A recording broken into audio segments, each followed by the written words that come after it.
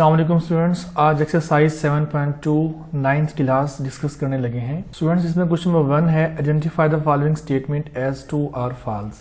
प्यारे बच्चों, इस एक्सरसाइज को शुरू करने से पहले आपको एक डेफिनेशन जो है अंडरस्टैंड होनी चाहिए।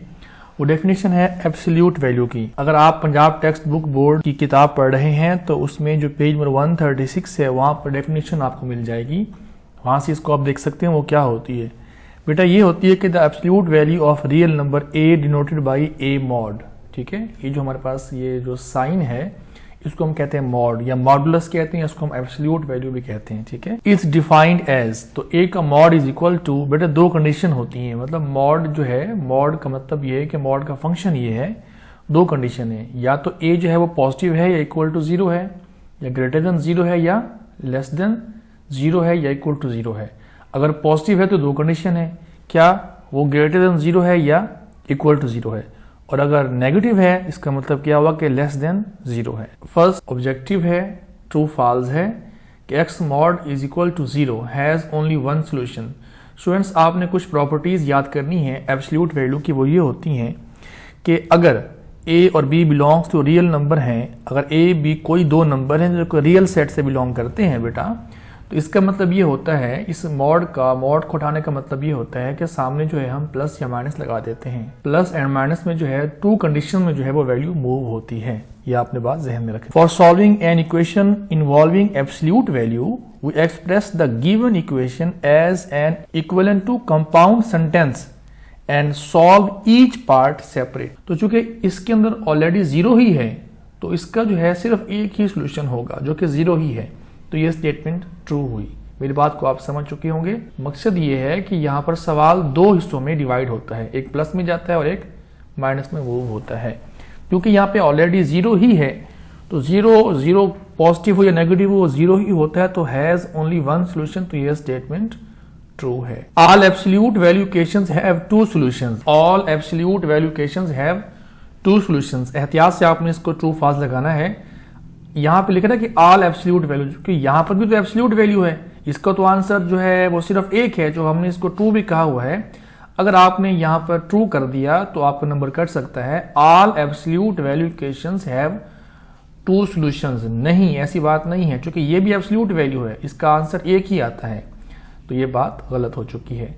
The equation given is equal to 2 is equivalent to x is equal to 2, x is equal to -2, तो ये स्टेटमेंट ट्रू है। 4 ऑब्जेक्टिव है, the equation x - 4 is equal to -4 has no solution. ये सही बात है कि अगर मॉड के सामने नेगेटिव वैल्यू आ जाए तो वो एग्जिस्ट नहीं करता, तो इसका सॉल्यूशन नहीं होगा। 5 MCQs है, the equation given is equivalent to 2x - 3 is equal to 5 या 2x + 3 इज इक्वल टू 5। ये फॉल्स है।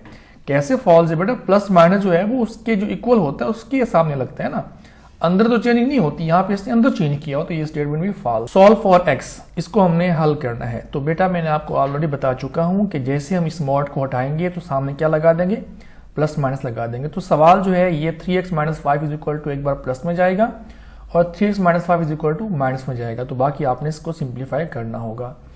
जो वैल्यू आएगी तो हम चेक करेंगे क्या ये इसके रूट्स हैं कि नहीं है, क्या सोल्यूशन सेट में हम इसको लिख सकते हैं या नहीं लिख सकते। पॉसिबल है कि जो रूट निकले हैं वो इसके एक्सट्रानियस रूट हों। तो चेक करने का तरीका क्या है कि बेटा बारी बारी जो है जो वैल्यू भी निकलती है आप सवाल के अंदर पुट करेंगे, सिंप्लीफाई करेंगे। बोथ साइड अगर इक्वल आ जाए तो वो ठीक होगा और अगर ना आए तो वो नहीं ठीक होगा। ठीक से मुराद ये है कि वो उसका रूट होगा, और जो ठीक नहीं आएगा, जो लेफ्ट और राइट से बराबर नहीं आएगी, वो उसका रूट नहीं होगा। ठीक है, तो देखिए हमने 3 पुट किया, 3 3 9 - 5 इज इक्वल टू 4 के, 4 का मॉड इज इक्वल टू 4 के, तो 4 का मॉड 4 ही होता है ना बेटा, इज इक्वल टू क्या आ गया, 4 आ गया। क्योंकि यहाँ पर तो वेरिएबल तो नहीं है ना, यहाँ पे वेरिएबल होता तो सामने प्लस माइनस हम लगाते, ये तो कांस्टेंट है। अगर कांस्टेंट इसका मतलब ये कि हम इसको 4 लिख सकते हैं, तो which is true. Now putting x is equal to 1/3। अब हम 1/3 पुट करवाते हैं, जहां पर x था वहां पे 1/3 पुट करवा दिया। ये 3 से कैंसिल, 1 आंसर आ गया, 1 - 5 - 4। बेटा याद रखिएगा ये भी प्रॉपर्टी है कि इसकी एब्सोल्यूट वैल्यू, क्योंकि मॉड के अंदर अगर नेगेटिव वैल्यू आ जाती है तो वो पॉजिटिव निकलती है बाहर, यानी कि जो मॉड होता है वो नेगेटिव वैल्यू को क्या करता है, ऑब्जर्व कर लेता है, तो नेगेटिव वैल्यू को निगलेक्ट कर देता है, तो आंसर जो होता है वो पॉजिटिव में आता है। तो ये भी स्टेटमेंट ट्रू है। इसका मतलब ये हुआ कि x की वैल्यू 3 और 1/3 था। करने से पहले एक बात सुन लें कि for an equation like given equation 1/2 3x + 2 is equal to 2 - 4 is equal to 11, ये जो सवाल है ना, इस सवाल को हल करने से पहले आपने एक बात ध्यान में रखनी है, वो ये है कि for an equation involving like given like second question, do not forget to isolate the absolute value expression on one side of the equation before writing the equivalent equation in the equation under consideration. We must first write. कहने का मकसद ये है कि अगर आपके सामने ऐसा सवाल आ जाए तो उसको हम हल नहीं कर सकते, पहले जो है हम उसको इक्विवेलेंट इक्वेशन में पुट करेंगे, मतलब सेटिंग करेंगे ना, उसकी इक्विवेलेंट इक्वेशन में लिखेंगे। तो क्या करेंगे, -4 को इधर लेके जाएंगे, +4 बन जाएगा, 2 डिवाइड दिला के मल्टीपल हो जाएगा, तो 3x + 2 एब्सोल्यूट वैल्यू जो है ना इज इक्वल टू 30 है। तो फिर वही बात कि आपने एक बार प्लस में लिखना है और एक बार माइनस में लिखना है। तो इसका चेक जो है आपने खुद करना है बेटा। फर्स्ट जो है x = 28/3, नेक्स्ट x = -32/3 आपने बारी बारी इस सवाल के अंदर पुट करवाना है, ठीक है। आप बेशक यहाँ पुट करवा सकते हैं, इस जगह पे आप पुट करवा सकते हैं, ठीक है, वहाँ पुट करवा दें तो भी बात ठीक होगी। और उसके बाद राइट और लेफ्ट साइड अगर बराबर आ जाए तो सोल्यूशन सेट ये होगा। चूंकि मैंने ऑलरेडी इसको जो है चेक किया हुआ है, तो आपने इसको खुद कर लेना है और खुद करके देखना है, आपने डायरेक्ट नहीं लिखा। थर्ड पार्ट है ये बिल्कुल फर्स्ट जैसा ही है, तो इसको आप इसके अंदर x की दो वैल्यू आती हैं, x = 3 और x = 8। पहले आप जो है x की वैल्यू पुट करेंगे, x की वैल्यू 3 है वो पुट करेंगे सवाल के अंदर, सिंप्लीफाई करेंगे, ये ट्रू आ गया।